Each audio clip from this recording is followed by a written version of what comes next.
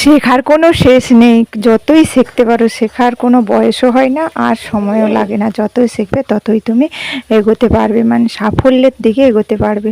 আর যতই তুমি হিংসে মনে রাখবে তত পিছিয়ে পড়বে।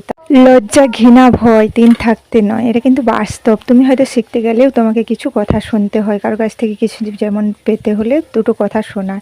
আর তুমি যখন শিখবে তখন তুমি অন্যকেও শেখাতে পারবে। হয়তো শেখাতে গিয়ে তোমাকে সে দুটো কথাও শোনাতে পারে, তার জন্য তুমি যদি রাগ করে থাকো তাহলে তোমার কোনোদিনই শিক্ষা হবে না। যেমন আমরা ছোটরা কি বদমাশি করলে কি বলি, দুটো বদমাশি বলে বকে দেই, কারণ তার ভালোর জন্যই বকি। সেই রকমই তোমার ভালোর জন্যই সে হয়তো বকেছে। জীবনে এগোতে গেলে কত ঝড়ঝাপটা সামলাতে হয়, তা নিয়ে কি আর জীবনটা থেমে থাকে? জীবনটা তার সময়ের সাথে সাথে জীবনটাও এগিয়ে যায়। তাই এই প্ল্যাটফর্মে তুমি যদি কাজ করতে চাও, নিঃস্বার্থভাবে ভালোবাসা দিতে তোমাকে কাজ করতে হবে। সবার ভালোবাসা দিলেই ভালোবাসা তুমি পেয়ে যাবে, তবে নিঃস্বার্থভাবে দিতে হবে।